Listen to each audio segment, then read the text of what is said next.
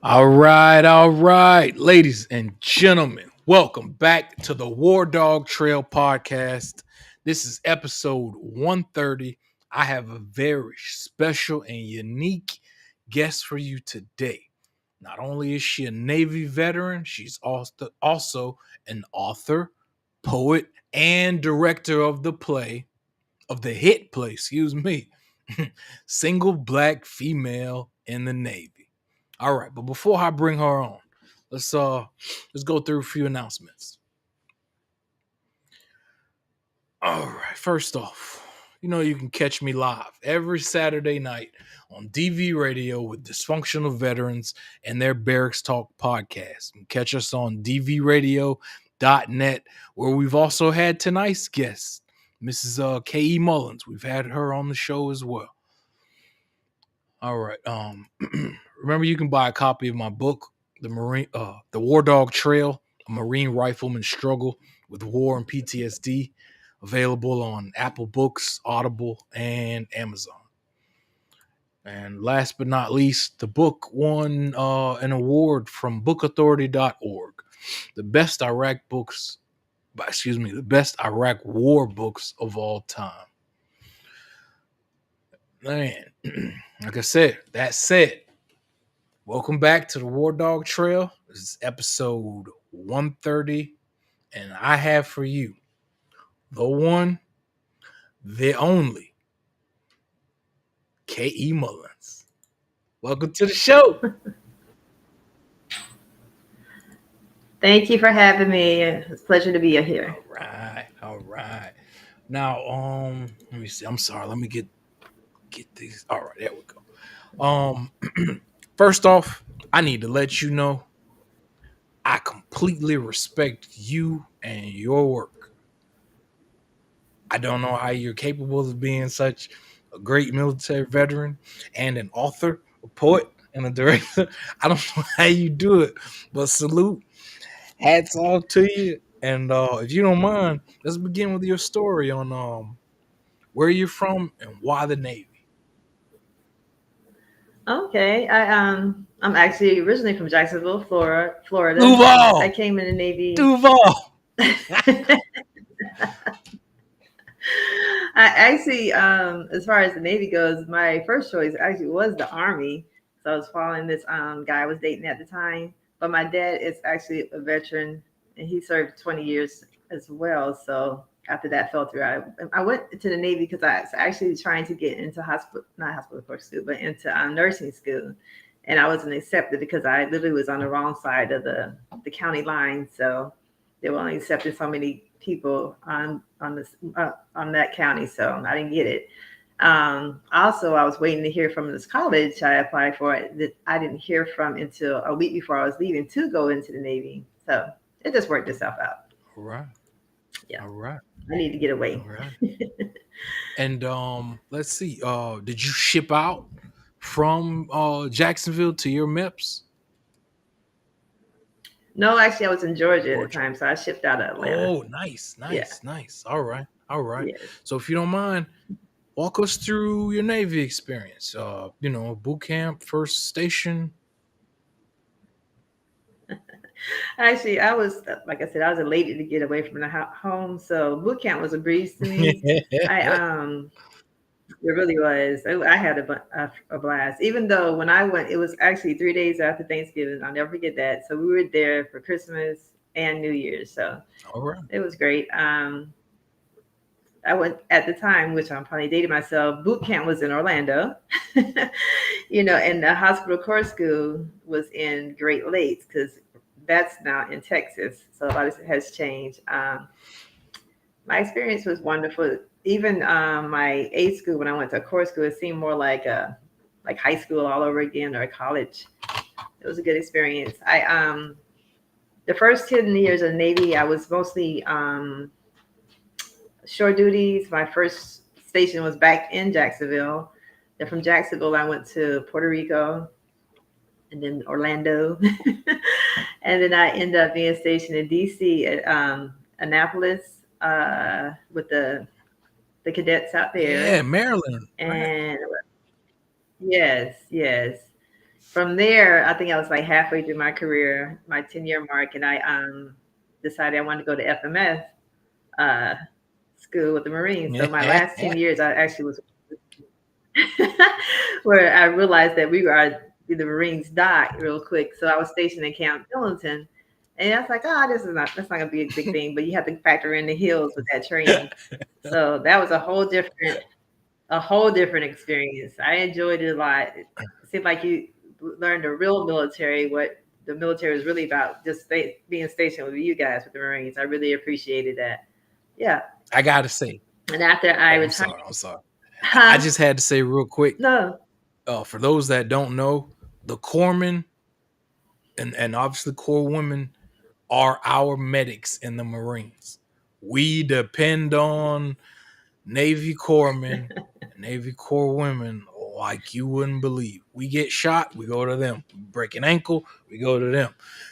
You get a nosebleed, you go to them. You know what I'm saying? So, what Miss K.E. Mullins Exactly. chose to do for the latter half of her career um is beyond commendable. But I have to ask, so what made you go from what you were doing at first to like, I want to get in the outdoors with the friends? Oh my goodness. I know when I retired, my dad was like, Harper, you should go into the medical. I'm like, I'm good. I'm good. So no, no, no, no. I just wanted mm-mm, something a little calmer. So when I retired, I went into property. I went into accounting position, and eventually moved into property management. And I was like, they're too stressful. So I worked there like a few years and left and went to teaching. Actually, I was doing dual enrollment in Atlanta for a little while, the business school there, and eventually got into teaching in JROTC for about 14 years. Yeah, That's right. That's right. I do remember that now. Um, yeah. where were you teaching from? Like a high school or Yes, which type yes. of? I started actually in Maryland. I went back to Maryland, right outside of DC, and then we came here after a couple of years there. I came here to Gainesville, Florida. Yeah. All right. All right. Yes, it was great. So, if you don't mind, let's continue to transition from choosing to be a corpsman on the green side with the Marines to Right, a less stressful job on the blue side, right? Navy side. right. And then us as well in our JROTC instructor. Walk us through after that and how you got to be this great author, director, playwright, everything. It's funny you say that, Sergeant WarDawg. I actually was writing mid-career in the Navy, so by the time I retired, it was yeah, because I got retired in Atlanta. I had some stories or some plays. Not plays, excuse me. What do you call it? I can't say poems. I was writing poems. That's how I got started. And this one poem I wrote, it's called "My One Last Cent," and it's about when I was like struggling, making ends meet when I was in the Navy. And I had submitted it to several different literate agencies, and everybody kept rejecting it. Matter of fact, I used to tell that story. It seemed like as fast as I was putting it out, I was getting rejection letters. I think that they were like right by the mailbox, just putting it back in no, no. And I submitted it. Actually, by the time I submitted it, I was about to give up, and I submitted it to Howard University's online magazine. It was called Amistad, and they accepted it. So that was my first published piece. Was the play My One Last Cent. Also, I continued writing, because I thought I was doing something. And actually, what inspired me to write the novel, my first novel, "The Friends and Family Connection," is after I left the property management company. I actually got let off, so how you say it? I changed the names and the characters to protect the innocent. It wasn't the things that are going on in that book actually didn't happen. I just used the people in the office as set characters, their descriptions. Okay. Yeah.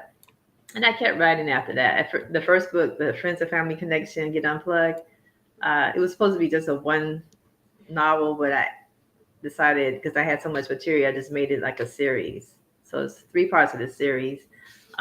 It's that one. It's In the Company of Strangers. It's the second book, and Murder, Another Name for Revenge was the final um, novel in that series.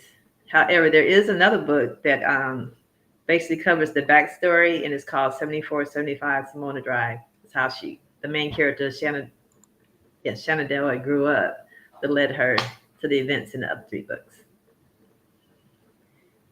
All right. And is it okay? I have your Goodreads page up as the stellar author that you are. Oh, It's thank okay you. if I read the titles of your books? One, two, Sure, three, four, sure. five, 6. All right. In the Company of Strangers, the Friends and Family Connection, Get Unplugged. Murder, Another Name for Revenge. Thinking Aloud, Dimensions of Free Verse. Yes.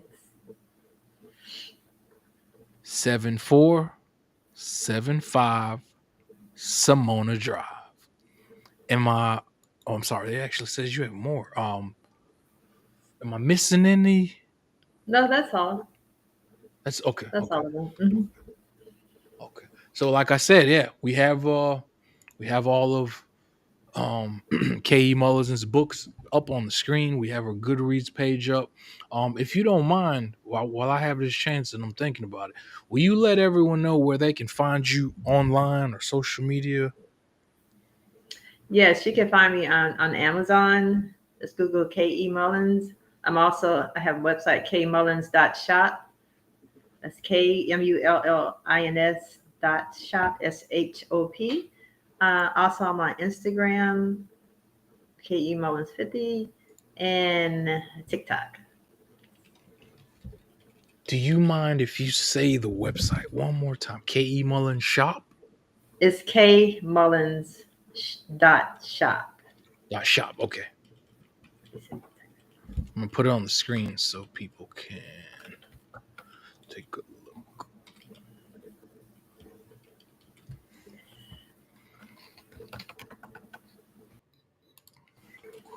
All right.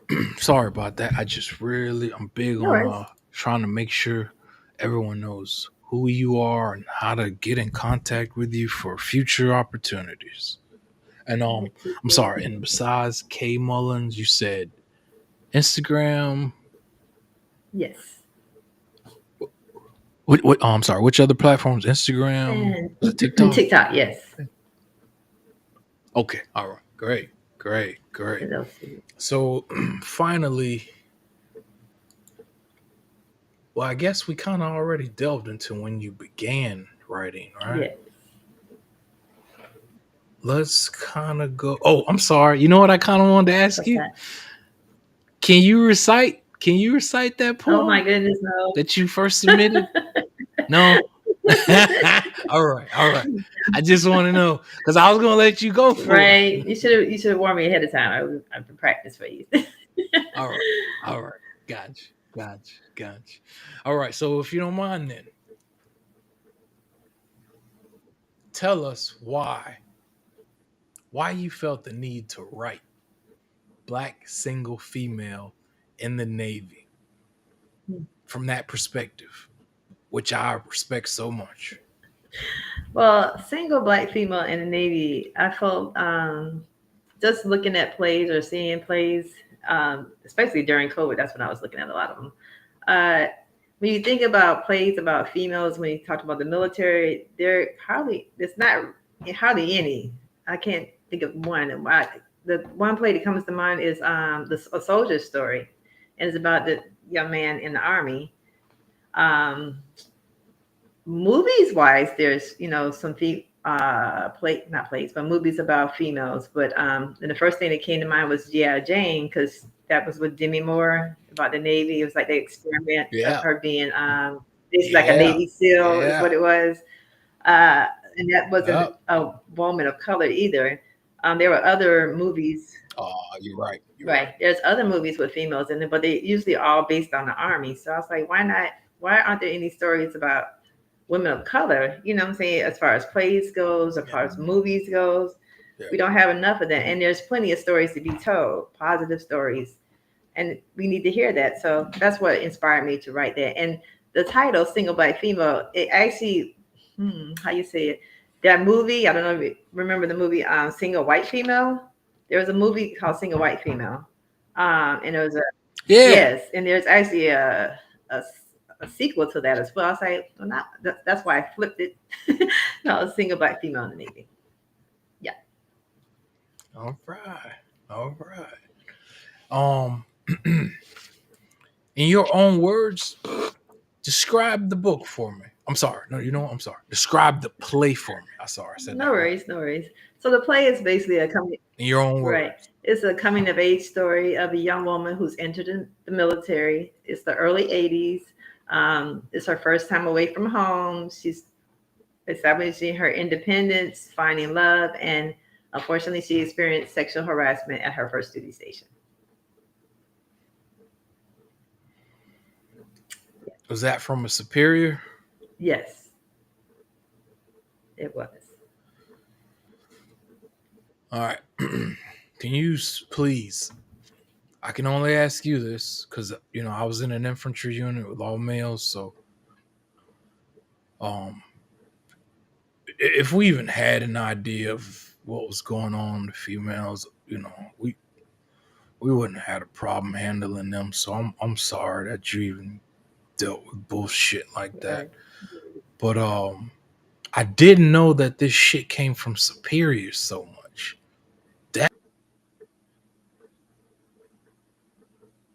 That caught me off guard.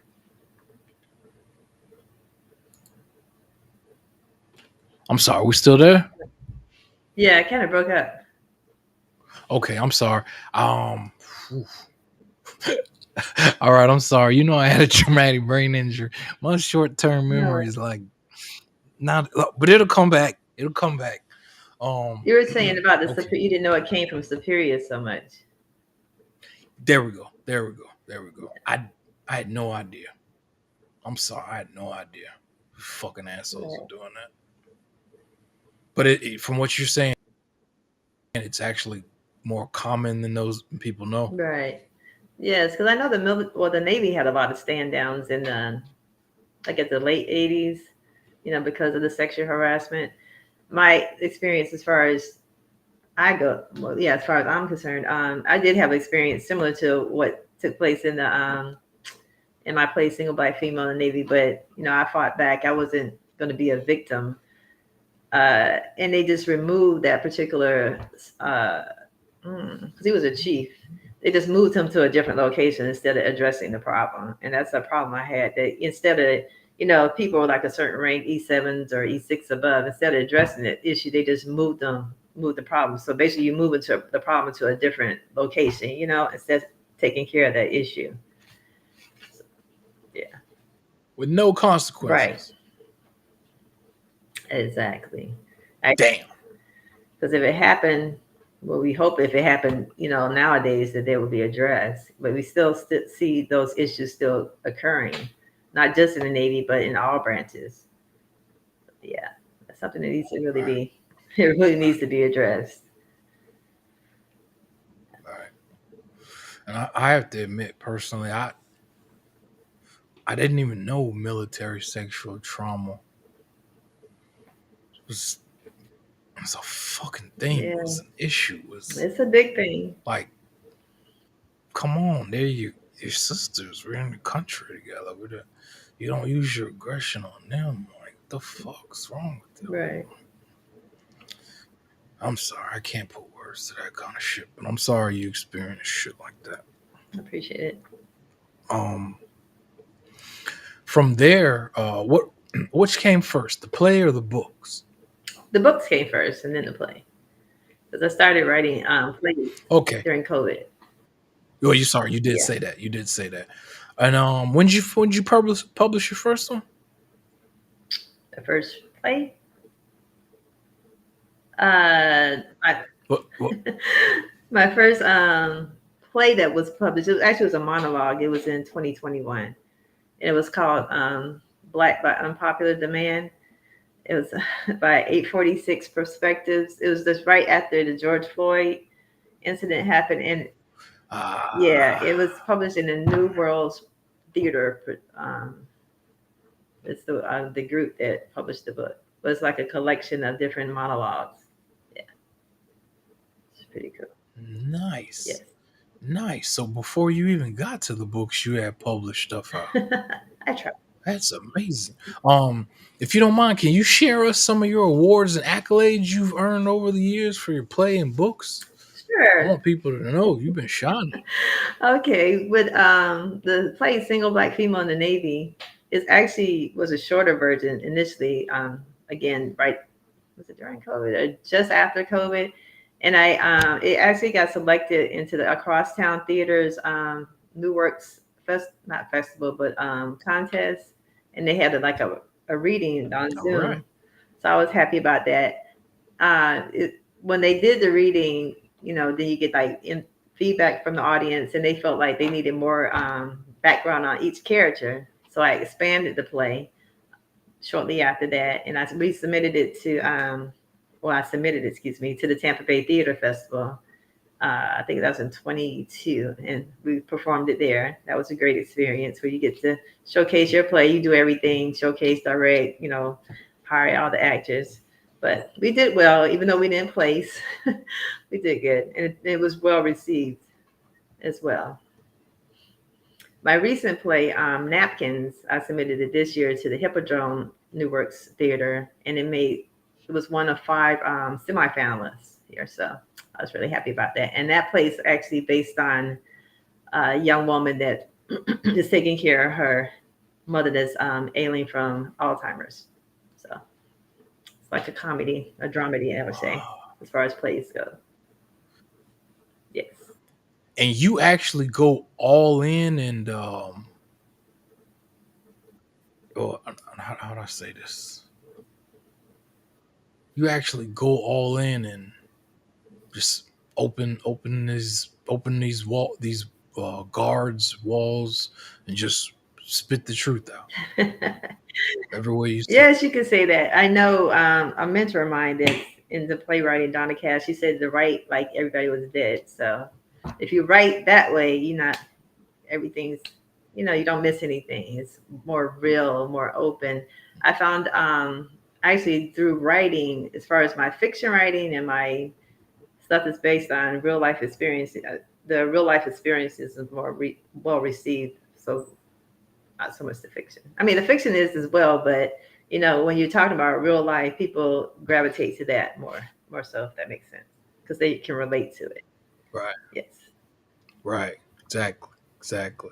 So this is something I have a whole lot of respect for. Are you telling me you write word for word the narrative that each character speaks? Yes. Ain't that hard? Isn't that hard? That's funny you said it. You become that character. You actually are that person. It's almost like, yeah, you yeah, you like become that character. I was, for example, Oh, what's it, Shannon Doa in my books, like the Friends and Family Connection. Some because I had this like routine, especially I would get up like 4:30 in the morning, have my coffee, everything, and be at the computer by 5 o'clock, wait for an hour or two. But you like embody that character. So you think about what's the next thing she's gonna do, how's she gonna handle this, how's she gonna handle that. yeah, Yeah. With these cronies over here, yeah. how's she gonna dress them? So yeah, you pretty much embody, yes, your characters. Right on, right on. You don't know how many times I'm watching something, TV, a movie, a series, and I have to keep reminding people, like, "Hey, man, she's doing this or saying that because the playwright told her to do it. Calm down. Don't be mad at her. Don't be saying, don't go there and don't kill her this and you know what I mean. Don't jump over there. Like she's doing what the playwright told her Right, to do." right. Yes. And I know we talked. And so I had to. I'm sorry. I'm sorry. No, Go no, I ahead. was going to say we talked about it on the last show, but when we did the play in Tampa Bay, and remember I told you we were backstage and we heard the audience like, "Ooh!" I'm like, "What the heck is going on?" And come to find out that the character slapped, he just slapped the and tagging his glasses. I'm like, what is happening? That was not part of the script. That was not in the script, ma'am. That was not in You the slapped him for real? script. Yes.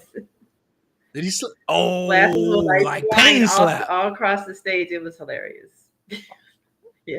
Oh wow! What was your It reaction was as the director? What? I didn't see it live, but my husband had recorded it. But when I saw it then, I was like, oh my gosh. You know how back in the day they say to slap the taste out your mouth? That's how that looked.